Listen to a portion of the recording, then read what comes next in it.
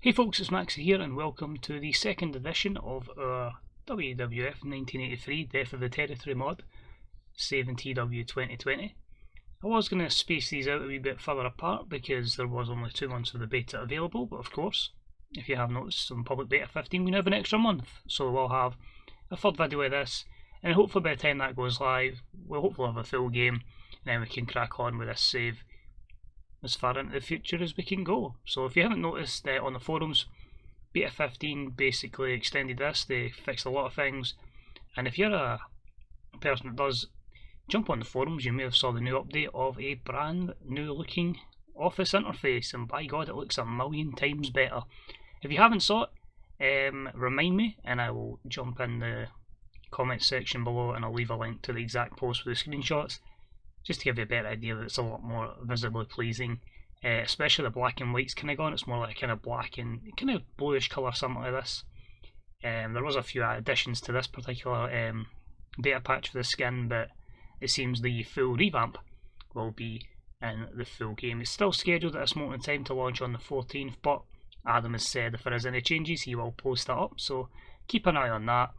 I don't really want to make another video on it. I don't feel I'm kind of one of those guys that's... Now, I'm already just like a storyteller kind of guy. I don't feel like the news items is my kind of stuff. But for that kind of stuff, check out Curbstop Gaming. He's been on the ball with it. He is the guy that owns TWDB, and yeah, absolutely nailed it. So check out his stuff. I thoroughly recommend it.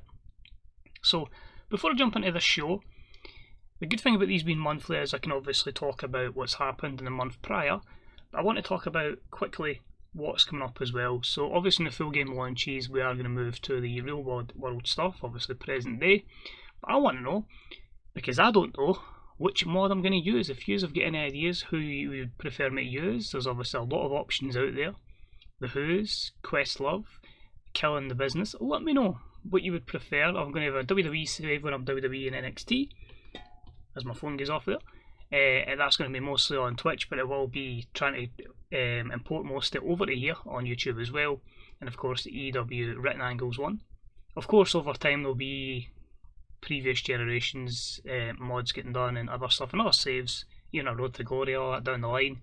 But yeah, just let me know what you'd like to see, because I know you'll probably just say do what you want to do, but I don't know. I'm still on the fence of where I'm going to go.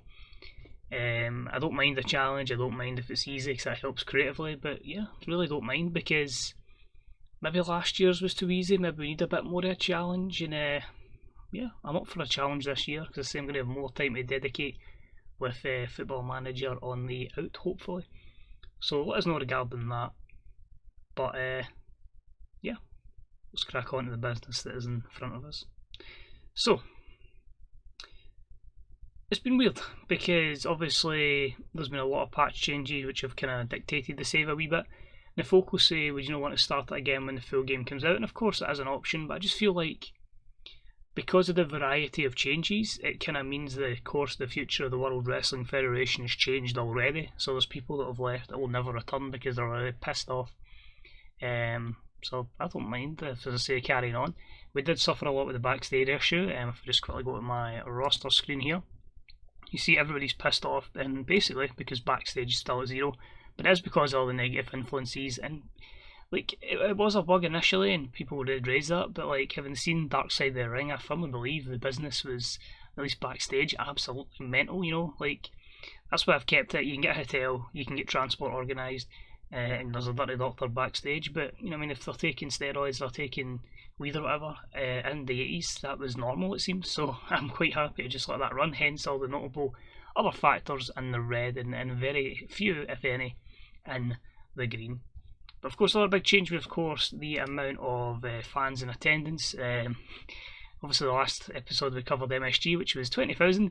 Yeah, we're getting like nearly 50,000 attendance here apparently, so we're going to get a lot of money, but that it helps in that way, because then there's going to be that opportunity to compete against other companies and bring in guys that the WWF did sign, and give us that better chance of being that global empire, and maybe one day eventually actually gaining pop in our home region.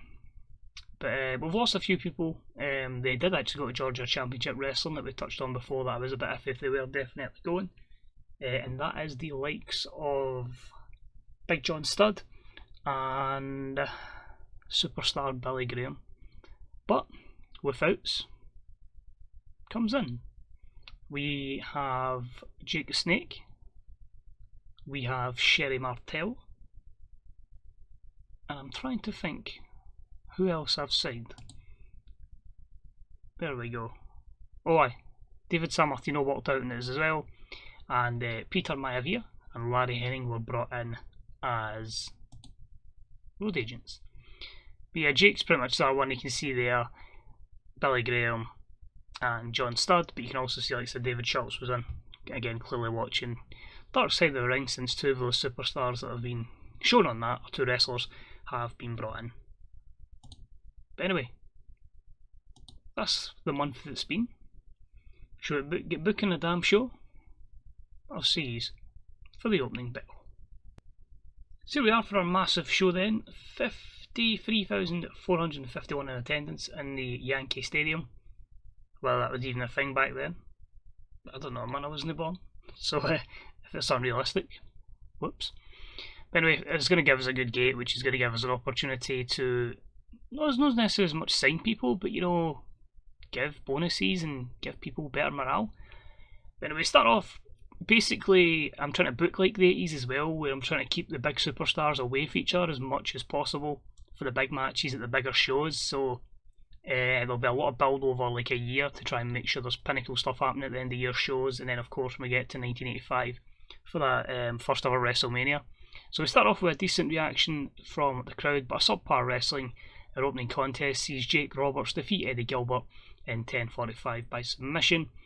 48 ratings, not too bad. Jake's already getting a 53. The other thing we need to look at as well is a lot of these guys are still on handshake deals, even Hogan. So again, we need to take the company financially sound and then gaining to the next step so we can actually get these guys tied down, because we don't want to book them strong and then lose them. But then again, we're all about changing the future, or changing the past anyway. So it gets Jake in. He's actually fairly over, you know what I mean? In a real world, he could kind of probably go for the main event championship within about a couple of months, but we'll build him up slowly and surely, introduce him to the crowd here. But a good win over Eddie Gilbert. After the match, he just cuts a promo without a script. The crowd is in the palm of his hand. He's just basically saying he's just in here to show the world, you know, just how dangerous he is, and that down the line he is going after championships. He will definitely, as long as he stays here, get that one thing that eluded him with the WWF in real life, and that is a championship, 100%. Next up, and a decent matchup, the Soul Patrol, Rocky Johnson and Tony Atlas defeated Mr. Fuji and Tiger Chung Lee in 10:46, when Rocky Johnson defeated Mr. Fuji with a Johnson Shuffle. Now this match did happen for the fourth time. They had mostly been wrestling on our B show, but it's a case of I wanted to build somebody up to take on the Wild Samoans, and Mr. Fuji with his age just was probably the best tag team to put people over. Because of all the negative things that have happened, Rocky Johnson's unhappy, so he phoned in his performance, which again makes it even worse. It's one of those ones where, again, hoping the funds can obviously change the mindset of Rocky Johnson. It was always going to be a gamble, this one, which is why it was what it is in the card. But yeah, it's the 80s, man. People are pissed. The people are all over the place, and unfortunately, it's one of the things that happened here. Should I have done it for a fourth time? Probably not, but it's quite a thin tag division, and funds are not exactly there to go and you're spending it on lots of talent, especially when you're on your actual normal shows. Both of them are just 1 hour each, and I'm really focusing on the Hogans and the Genos, etc. Next up, we've got a promo from another person we're pushing strong, and it is Curt Henning. And he's just not even in the Mr. Perfect character, he's just saying he's an up and comer, and he's just showing how good he is, because he is of course a babyface at this time. That 54 rating. Next up was a match for the Intercontinental Championship, and it was about that had great heat and decent wrestling, and it was Pedro Morales who defeated Don Morocco, so their second match against each other, but just to finish the feud. But during the matchup we had Curt Henning, the babyface, distract the heel Don Morocco, and it was his 6th defence of the Intercontinental Championship for Pedro Morales. So the match itself got a 67, that's good. I just wanted to get their storyline done and dusted, and I know it's another rematch, but you're forgetting these feuds back in that day weren't at live event, weren't at these big events every month, you know what I mean? Was there much WWF stuff televised at this time? I don't even know. But it keeps Morales as champion, It gets the crowd hotter here, but it sets up that this youngster, Curt Henning, is going to take on Don Morocco going forward, so that's already kind of booked in for our March event, which I'll need to adjust because I've written a card down for next month and that is wrong. I changed in case I think that's a title run. So I'll probably do that as well at the end, is try and run through what I think the card's going to be for the next show, because everything can change with people leaving, injuries, etc, etc. So there'll be like a planned card, whether that happens remains to be seen. Next up we had Sherry Martel. She's with her client David Schultz and his tag team partner for this evening, Gino Hernandez, as they take on Frankie Williams and Brian B. Blair. This killed the crowd a little bit. We're still trying to get Schultz over with the crowd. Gino's over, and Sherry's obviously only 24 at this time, so again, getting her over slowly but surely. Our first client is David Schultz, but eventually she'll expand that. Yeah, there's a lot of tag matches on this show, but again, it's kind of not giving everything away at once. You know what I mean? There's going to be chances for the singles matches down the line. I've got a year to span out, and I just don't want to sign everybody at once, so utilising people here and keeping others away from each other. So it's about to had a decent reaction from the crowd, but terrible wrestling. The team of Gino Hernandez and David Schultz defeated Frankie Williams and Brian Blair in 10:02 when David Schultz defeated Brian Blair with a sleeper hold following a distraction and an interference from his manager Sherry Martel. So in terms of in-ring here, Gino was head and shoulders above everyone else with 62. He stood out as being good. The match itself got a 50, so that's not too bad considering where we're at. And yeah, just continues on the momentum of the heels in this instance. Next up, we had the rematch for the tag titles. Had good heat and decent wrestling. The Wild Samoans defeated Jay and Jill Strongbow in 10:08 when Alpha defeated Chief Jay Strongbow with a Samoan drop. That was their first defence of the titles. So just getting the mandatory rematch in the way, a 57's good, ending their storyline as well. The match did suffer because of the lack of selling. Really utilising here at this time, Chief Jay Strongbow is putting people over. Despite the fact he's still over, he can still do a good in-ring performance. Age is certainly not on his side, and I need to get started planning for the future. So I don't even need to know about physical decline. If I know somebody's a certain age, they are heading down as well.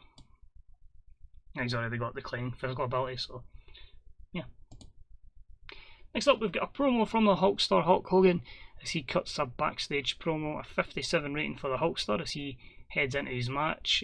Got the crowd hotter, and he's benefiting from a hot catchphrase. I don't know if he's already brought in the "what you gonna do when Hulk Hogan runs wild on you, brother?" But Hulkster, he's getting there. Trust the process on this one. And his feud he's been going with has been George the Animal Steel. I feel like he's been a good hand to put over Hogan. It's somebody that's over and can hopefully elevate him. About the good heat and decent wrestling, Hogan defeats George Steele in 8:38 with the Axe Bomber. A 54. Road Agent Tony Garea could have done better. I need to sort that out where just filtering people that are kind of just workers, just to strictly be workers and not be road agents at this time. Because Tony Garea's affecting matches and so is Vince, but the road agents are specifically brought in are doing alright. But storyline advances, I don't think I'm going to carry it on. I do have plans for Hogan to go against a bigger superstar in the March event. But good win for Hogan, 54, and yeah, thanks for putting him over, George Steele. Next up, a little matchup I kind of put in at the last minute, but I felt like it would get us a good rating, and it has certainly done this. And it's somebody, I'll be honest, I've not really used a lot, and I probably should, because the man is over, and that man is Jimmy Superfly Snuka. It was about to have great heat and good wrestling as Superfly defeats Ivan Koloff in 12:05 with a Superfly Splash. So a 75. An 80 performance for Snuka, a 50 for Koloff. Of course, at this time, Snuka was one of the main men, if not the man. Koloff, I think he's like, is it about 42 at this time, so it is starting to kind of put people over time. But for a match that was just put together at the last minute, if Bob Backlund wasn't my champion, I think Snuka would certainly be up there, because obviously the two baby faces are reigning supreme. And as we head to our main event, it is the WWF champion Bob Backlund teaming with the 8th wonder of the world, Andre the Giant, because of course at this time you could just have random tag matches main eventing, and they take on the opponents of the Masked Superstar and Ray Stevens. It was really just to get a good matchup, because I know Backlund and Stevens would do that, and the Masked Superstar was obviously in that feud with Andre, and I just felt like a tag match with somebody as over as Andre is, and 95 in this for overness, that is a real chance to draw a good rating and hopefully propel us to actually not losing pop in our home place. Because we've only got this broadcasting in MSG and in Puerto Rico, we've somehow got a deal in there as well, so if we can gain pop in both of those places, I'll be fair delighted. And the match itself, that's not horrible. If we can get a good combination of that plus our co-main event, then this might see pop gained for once. But fantastic heat and great wrestling. The baby faces prevail. Andre the Giant and Bob Backlund defeat the Mass Superstar and Ray Stevens in 2014. Bit of a long match for Andre, but Bob Backlund wins with the crossface chicken wing on Ray Stevens. So 71. You can see the performance of Backlund up at an 85. Andre's up at a 91.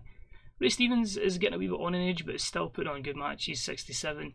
And the same again with the Mass Superstar. There is probably a phasing where I'm going to have to bring up some up-and-coming heels, or maybe turn some of the baby faces to heel just to balance the roster out in terms of star power. But again, you don't want to have them wrestling every show. You want those guys main eventing at the pinnacle of WrestleMania, like in a couple of years' time. So we'll see. Overall, though, 66. Most importantly, this show increased our popularity in 2 regions. Now, I've changed my production where it's just music that's down. The cost was a bit too much at a loss. I felt like if I'd kept the music up, I would have basically went in debt for this month. But I feel like with this gate, straight off the bat, we'll just put that up so we don't lose anything else. And hopefully, this can be a launch pad to keeping our popularity in our home region, which we don't really need to worry about just now, because it's no way dropping us down a level, and at the same time the other regions aren't high enough to gain us to the next bit where we need to rely on that as well. So the 66 is good. It gives you an idea of who we're pushing. Maybe creates more angles actually. I didn't realise there's as many matches, but overall, yeah, I'm happy with it. So let me know in the comments section what you guys think of that. We'll jump back into the main screen, we'll see what's happening. We also had our taping of our B show beforehand. Oh dear, this is going to be some incidents, I feel. Where are we? Let's have a look. So New Japan had the show, Georgia Championship Wrestling had a show, WCCW had a show. Where are we? There we go. So the show drawn a lot of praise, that's a good start. Wrestling Challenge Report, that was spectacular. This one worries me. Ivan Koloff. Abuses painkillers, no action, that's fine. Don Morocco's happy at decision. Sherry Martel is a hard drug user again. She got a loyalty relationship because of what this do you want. It's the 80s, man. So 5,000 for drug testing, 0.13, so 102,000 people viewed the show on those 2 networks. David Schultz and Hulk Hogan need a rest, that's fair enough, and 14,000 watched our Wrestling Challenge show. The big one. So, well, there you go. Ticket sales are up massively because of that, so even if that is much again, what I'm going to do, I'm going to quickly, while we're in this video, advance the day, because that'll take us into the 1st of March, but at the same time that will give us an idea of how much the financial gain loss is for that month, and what kind of situation I'm in as we head into the month of March. So if we just go to finance, there we go, bit of lag on that. So worker costs were up, production, I'm going to put it back up again. I think basically the ticket sales certainly was the change, and merch went up a good bit as well, nearly doubled actually. We did spend a lot more on miscellaneous stuff and tax as well, but it's over 500,000 in terms of a profit, so margin. So with that, I will certainly just straight away begin into production, if I can remember where it is. I mean, this is all going to be changed as well. It looks so much nicer, as I say, with the new skin. But there we go. So 50,000 per month in license fees. It will cost us 100,000 per month as well, but we can afford it now. I don't feel as bad, and as I say, we are still in a financially good position where we should be gaining every month and going to be a lot more secure, so we can certainly set our sights higher going forward. So that is it. I'm now going to go ahead and book away the month of March, and we'll have the end of March show up just hopefully before the full game comes out, and as I say, we'll just carry this on to the full game. That was always the plan. The CVR stuff is going to keep going until the full game comes out. It's just, I have to be honest, it's one of those ones, it's not a draw on YouTube. Like, people watch it, but nowhere near the real world stuff, so I'm quite happy to keep doing it because I want to try and at least learn it. Because whilst I might not be continuing on with TCW when the full game comes out, the full intention is to even do like a local to global if that potential is there. But that might not be straight away because I see a lot of people kind of moaning about the prices are quite low for people that are very over and are very good workers as well. But it's the same thing, man. I'll just keep these updated when I know what's definitely happening. It's lots of bits and buts, you know what I mean? I actually anticipated about being about 10 or 12 episodes into my AEW save by now, but the way it is, yeah, we'll just hope we get a fully functional working game when it comes out. So just a wee reminder, let us know what mods you'd like to see regarding real world for the AEW and WWE / NXT saves. Yeah, just let me know, recommend it. As I said, I've been talking to a few people, I really don't know, so I'm quite happy to take on as many viewpoints as possible, and we'll go from there. WWF on Twitch, and as I say, we'll come over here, but if you want to watch that stuff live, twitch.tv /21 Maxwell on there as well. Apart from that, usual shout outs, say, let me know how you feel about the game and how the changes have been. Are you going to be buying in day one? Are you going to happily like sit and watch a few things and then maybe buy it down the line when you feel a few more things have been adjusted? Let me know on that. What's your thoughts going into this weekend's Money in the Bank? My tips are Aleister Black and Shayna Baszler. Whether that happens, I don't know. It's just the vibe I'm getting. How is Sammy Guevara still alive after being knocked down by Kenny Omega and Matt Hardy? And yeah, as I say, comments appreciated. Subs will just drop these boxes in your inbox, so you don't need to go hunting them. They'll be there for you. I'll try and go as daily as possible, or bi-daily, while I'm still not at work with lockdown. As soon as the work starts back up, it might be every 2 days, 3 days, but we'll try and keep it as often as we can, because yeah, there's going to be a lot more time here this year because there's no footy manager. And yeah, check out TWDB, as I say, Curb Stomp's got everything you want on there, databases, you name it, information, graphics, everything. Fantasy Booker subreddit, as I say, I'll pop in there, a lot of visual stuff in there, and Grey Dog Software forums, man. Check out the mods, check out the written stuff, everything's there. Man, there's been a lot of negativity in this community. Let's bring some positivity back. So cheers for watching, much appreciated. Hopefully I'll see you for the next episode. Remember, 2 years away from WrestleMania 1. Bye bye.